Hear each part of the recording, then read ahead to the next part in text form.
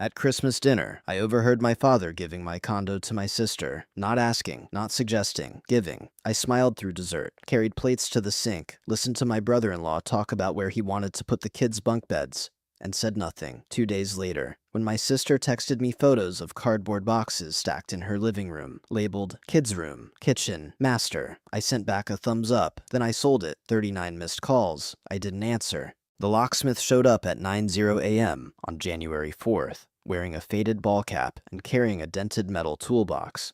I tipped him $40 because he changed the locks without asking why the owner wasn't moving in herself. Except I wasn't the owner anymore, the new owner, Dr. Samuel Hargrove, a retired orthopedic surgeon who had wired $368,000 cash 4 days after Christmas, had asked me to handle the lock change as a courtesy before he arrived. I stood in that hallway one last time. 11th floor, clear water light pouring through the windows. My sister was probably loading a rented truck right then, telling her kids about the pool. I handed over the keys and drove north. I bought the Clearwater condo in April 2021 with $74,000 down and a 30-year fixed mortgage at 3.2%.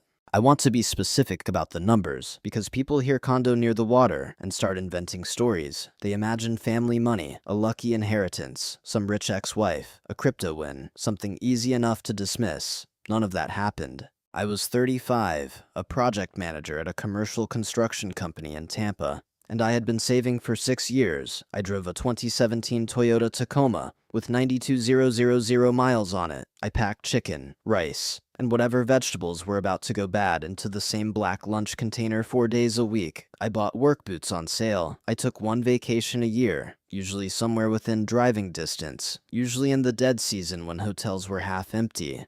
That condo was not a luxury purchase. It was a plan. 2 bedrooms, just under 100 square feet, 11th floor, 3 blocks from the marina. I kept my apartment in Tampa and rented the Clearwater unit through a management company to short-term tenants.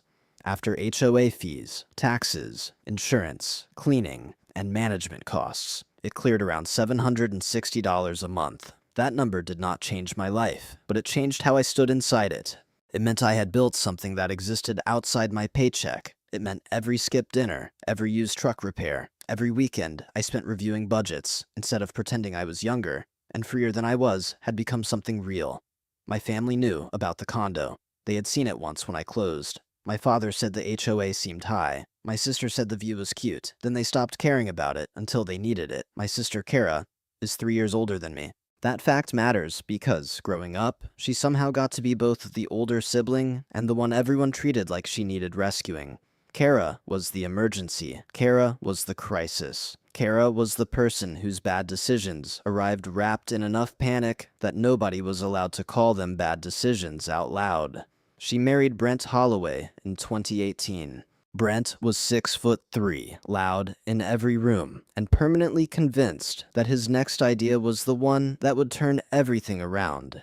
In the 7 years I had known him, he had started and abandoned a mobile detailing business, a landscaping business, a short-lived plan to flip patio furniture, a pressure washing service, and something involving cryptocurrency that he explained to me twice, without ever making it clearer. He was not lazy exactly. Lazy people at least stop moving. Brent was always moving, always pitching, always borrowing a ladder or a truck or $600 until Friday. He had the confidence of a man who had never paid the full cost of his own mistakes.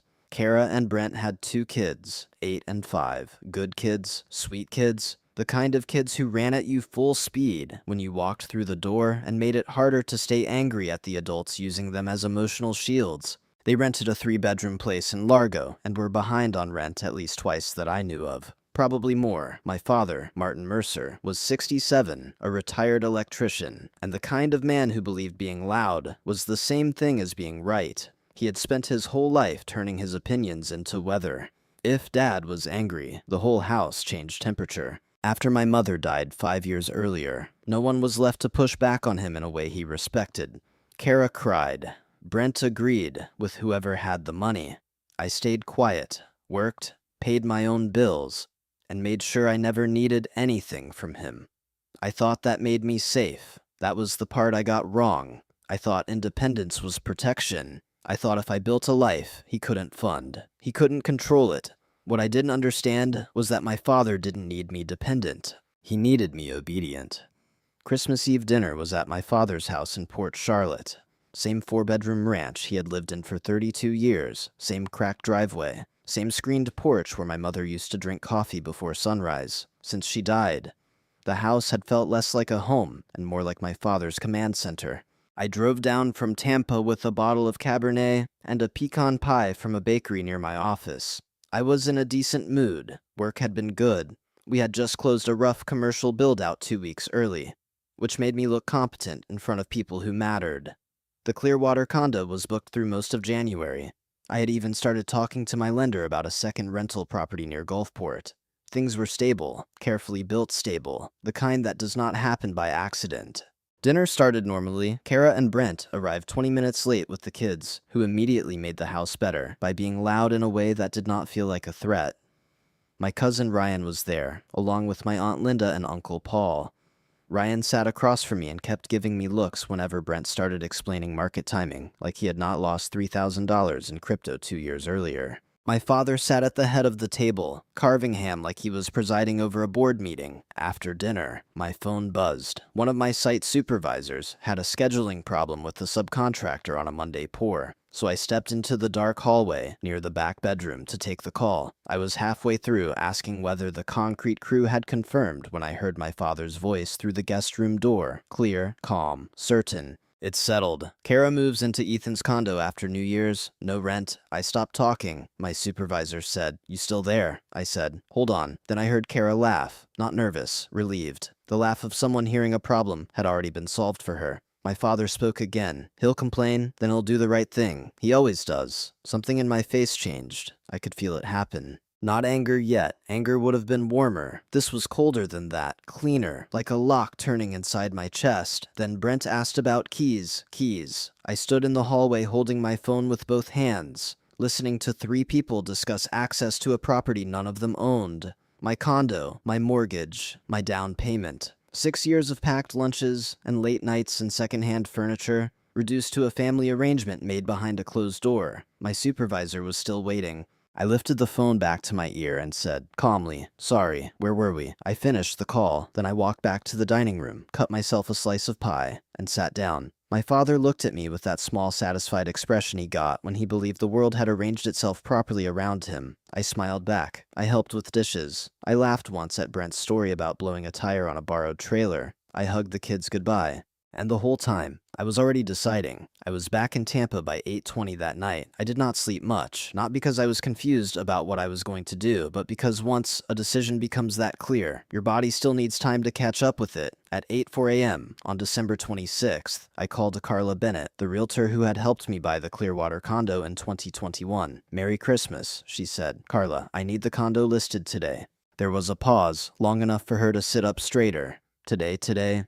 Yes. It's December 26th. I know what day it is. Another pause. Then her voice changed from friendly to professional. "What number are you thinking?" I gave her a price $9,000 under what I knew the unit could probably pull if we waited. It was not panic pricing. It was movement pricing. There's a difference. Clearwater inventory was tight. The building was clean. The view did half the selling for us. And I did not need top dollar as much as I needed speed. By 1:30 p.m., a photographer named Luis was in the condo, adjusting blinds and angling shots to catch the marina through the living room windows.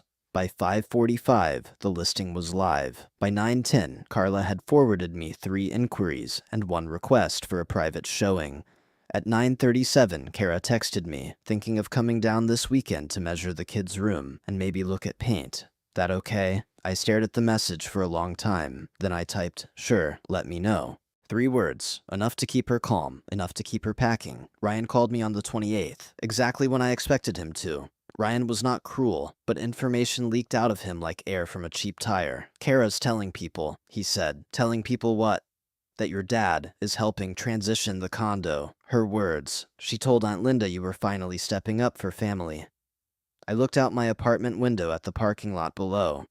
And Brent. Ryan made a sound that was half laugh, half apology. Brent told a guy at O'Malley's he might renovate it once you signed it over clean. I wrote that phrase down. Signed it over clean. There are people who talk about other people's property like it is just waiting for the right person to claim it. Brent was one of them. My father had handed him the fantasy. Kara had decorated it. All they needed was me to surrender the deed and act grateful for the chance. On December 30th, Carla called at 4:52 p.m. cash offer. She said, Dr. Samuel Hargrove, retired orthopedic surgeon, $368,000. No contingencies, 7-day close. Accept it. You don't want to counter. Accept it. Carla. That night, Kara sent me photos of boxes stacked in her living room. The kids were grinning in the background. Almost ready, she wrote. They're so excited.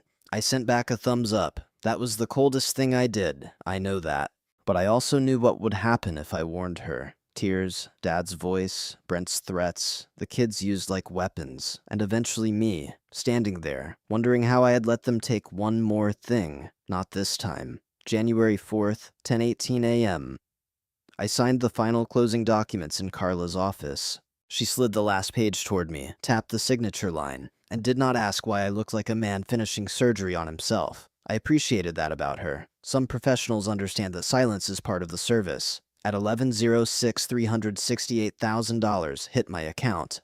At 11:22, I turned off my phone, loaded 2 duffel bags and a laptop case into my Tacoma, and drove north toward Savannah. The temporary apartment was through my company, furnished, 1 bedroom, 4th floor, neutral walls, no history. I had a legitimate project in Savannah, and my manager had approved the travel request before Christmas. P.O. box for mail, no social media, no location tags, no family updates, nothing for anyone to grab. I turned my phone back on at 8:00 the next morning. 39 missed calls. I sat on the edge of the bed and looked at that number for a while. Not because I was surprised. I had expected 20, maybe 25. 39 meant they had moved from confusion to panic to rage, and then looped back through all 3 again. Kara's text came first, 7:12 a.m. Who is Carla Bennett? 7:29 a.m. Why is there a lockbox on your door? 7:43 a.m. The building manager says it's sold. Ethan, call me right now. 8:04 a.m. Are you actually doing this to us? Then the one I stared at the longest, 8:16 a.m. We had an agreement. I read that sentence 3 times. We, not me and Kara, not me and Dad, not me and anyone. They had an agreement. In a guest room, behind a closed door, about my property, with my name left out of it, like an inconvenient detail. My father's messages were shorter. Call me. This is unacceptable. You will fix this.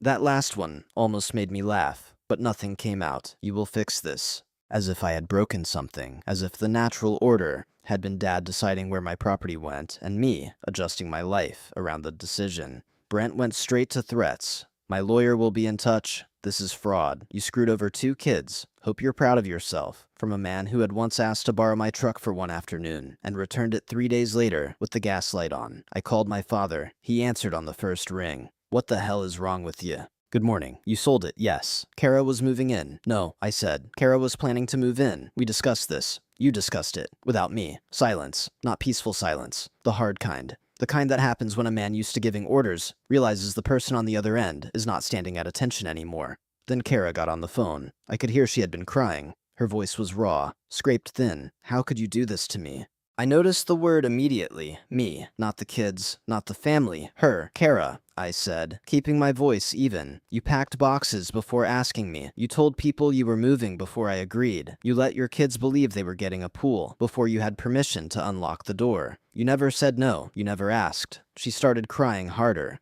That sound had ended arguments my entire life. Kara cried. Dad got loud, and I became reasonable. I adjusted. I gave up ground. I did the thing that kept the room from exploding. For 35 years. That had worked on me. Not that morning. We have nowhere to go, she whispered. The kids. Ethan, you have Dad's house, I said. If he's comfortable giving away property he doesn't own, he can start with his. My father came back on the line. You watch your mouth. No, I said. You watch your hands. Keep them off what I built. Then I hung up. I sent one email to my father, Kara, and Brent. The condo has been sold. There is no legal claim to the property or proceeds. Any future communication of a legal nature should be directed to Victor Harlan. Then I blocked Brent, muted Kara, and left my father unread. I sat by the apartment window for a long time after that. I did not feel triumphant. Mostly, I felt tired, hollowed out, like I had done the only sane thing and still lost something I could not name. I thought about Kara's kids and the boxes with their crooked handwriting. I loved those kids. I just refused to let their parents use them as a crowbar against my life. 3 weeks later, Ryan called from a number I did not recognize. That alone told me something was wrong. Ryan loved drama, but he loved his own comfort more. If he was using someone else's phone, it meant he thought being seen calling me might cost him something at the next family dinner. "Ethan," he said quietly. "Brent filed something. I closed my laptop." "What kind of something?" "I don't know exactly. Legal something. I saw papers on your dad's kitchen table when I stopped by after work. Your name was on them. Brent's name was on them. Dad's too. I saw the words fraudulent transfer. For a second, my stomach dropped. Then it leveled out. Fear is strange that way. It shows up first because it is fast, not because it is correct. Did Kara sign it? I don't know. I didn't get close enough. Send me anything else you hear. I'm sorry. Man, I know." After I hung up, I called Victor Harlan. Victor had been practicing real estate and civil litigation for 24 years out of a downtown Tampa office with bad parking and excellent coffee. He charged $375 an hour and never wasted 3 minutes trying to make me feel better when 2 minutes of facts would do. He answered his direct line on the second ring. "They filed," I said, "or they're about to. Fraudulent transfer, apparently." Victor was quiet for about 4 seconds. "Send me everything tonight," he said. "Texts, voicemails, emails, listing timeline, purchase offer, closing documents, proof of funds, all of it. Is fraudulent transfer a real claim here?" "It is a real legal concept," he said. "That does not mean they have a real case. What would they need?" "They would need to show you transferred or sold the property to prevent a legitimate creditor from reaching an asset. Your sister is not a creditor. Her husband is not a creditor. Your father is not a creditor. None of them had a contract with you, written or verbal, from what you've told me. There was no contract. Any promise? No. Any money exchanged? No. Any document, message, or witness showing you agreed to give or rent the condo to Karanumbi. Then they have anger in a filing format. That was the first time I smiled all day. I sent him everything. The next morning, Victor forwarded me the complaint with a cover note. As expected, unjust enrichment and fraudulent conveyance. No legal merit. I'll file the motion to dismiss within 10 days. The complaint was exactly what I expected, and somehow still worse to read. Brent had written, or paid someone to write, that I had acted maliciously to deprive his family of promised housing. My father's signed statement claimed there had been a family understanding, not an agreement, not a contract, an understanding. That word did a lot of work for a thing that did not exist. Kara's statement mentioned the children 6 times. Mine mentioned ownership once. Victor filed the motion to dismiss on January 29th. The hearing lasted less than 15 minutes. I attended by video from a conference room in Savannah, while a subcontractor texted me photos of a delayed shipment in another window. That detail stuck with me. My family had turned my life into a legal mess, and I still had concrete forms and delivery schedules to manage, because adults do not get to pause the world every time someone decides to punish them. On February 11th, the complaint was dismissed. The judge's written order was 3 paragraphs. The second paragraph included the line, "No evidence of any legally cognizable agreement." The third paragraph awarded me $2,400 in legal fees from Brent and my father. Victor collected it without drama. 6 weeks later. I framed a photocopy of the check and hung it in my home office. Not the original. I cashed that, the copy. I know that was petty. I understand it was probably not a therapist-approved healing exercise, but after spending my whole life being told to be the bigger person, while everyone else used that as permission to stay small, I allowed myself one framed piece of evidence. Every morning, I looked at it and remembered something important. Paper does not care who yells the loudest. In March, Ryan called again. This time he used his own phone, which meant the emergency had cooled into gossip.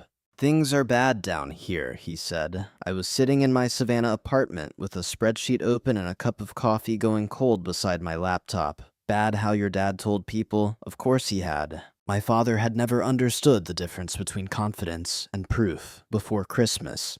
He had already started presenting Kara's move as something arranged, something generous, something that proved he still managed his family the way a man was supposed to. He told his card game friends. He told Aunt Linda. He told 2 men from church. He told a neighbor who had helped him replace a fence panel after the last storm. Then the condo sold. Then the lawsuit got dismissed. Then the legal fees hit. People had questions, not cruel questions, according to Ryan. Mostly ordinary ones, the kind people ask when they were promised one version of a story and then watched a completely different one happen in public. I thought Ethan was giving Kara the condo. What happened with that lawsuit? Why would the judge throw it out so fast? My father had no clean answer because the cleanest version of the truth still made him look terrible. I planned to give away my son's property without asking him. He found out and sold it. There is no dignified way to say that at a card table. Kara and Brent were still renting in Largo, still behind, still one emergency away from another emergency. My father was paying part of their rent again, because of course he was. The difference was that now everyone knew the grand solution had failed. Everyone knew he had tried to solve Kara's life with something that did not belong to him. I did not call anyone to explain my side. I did not post anything. I did not correct the record. The truth had legs of its own by then. People told me later that I should feel sorry for him, that he was grieving, that he was lonely, that he loved me in his way. Maybe all of that was true, but love does not make a theft noble. He stood in a guest room on Christmas Eve and described my life like inventory. He'll complain, then he'll do the right thing. My father did not make a mistake. He made a calculation. He just finally misread the numbers. In April, I got a handwritten letter from my father. That surprised me. Martin Mercer was not a letter-writing man. He was a phone call man, a doorway man, a stand in the yard with his arms crossed until you came, outside man. The letter was short. Ethan, I know I handled this wrong. I know you're angry. When you're ready to talk, I'm here. Dad, I read it twice. Then I put it in a drawer. Not the trash. A drawer. I did not know what that meant yet, but I knew it meant something. 6 months after Savannah, I moved back to Tampa. Work had stabilized. The project was finished. My apartment there had never felt like mine anyway, which had been the point. By then, I had found another property, a 2-bedroom condo in Gulfport, close enough to St. Pete to rent well, but far enough from the flashier areas that the numbers still made sense. The asking price was $292,000. The building was older, the hallway carpet was ugly, and the seller had been sitting too long because buyers were nervous about insurance costs. I was not nervous. I was cautious, which is different. Victor reviewed the purchase agreement. Carla ran comps twice. My financial advisor, Claire Whitmore, walked me through the cash reserves, the insurance risk, the rental projections, and the part where I stopped pretending I was making decisions from a place untouched by what had happened. I put 20% down and financed the rest at 6.75%. By September, it was cash flowing, not dramatically, not enough to brag about, enough to be real. Enough to remind me I could still build without inviting anyone else to hold the blueprint. In October, I talked about my father with my therapist, Dr. Sandra Patel. I had started seeing her for work stress and somehow ended up explaining my entire family system 1 month at a time. Do you want to reconcile? She asked. I stared at the floor for a while. I want a father who sees me as his son, I said, not as an asset he can move around. She nodded. That's not exactly the same question. I know. The room was quiet. I think I want to find out whether that man exists, I said finally, and if he doesn't, I'd rather know than keep guessing. In November, I called my father. I almost did not. I had his number open on my phone for 10 minutes before I pressed it. Sitting at my kitchen table in Tampa with the lights off and the refrigerator humming like it had an opinion, he answered on the second ring.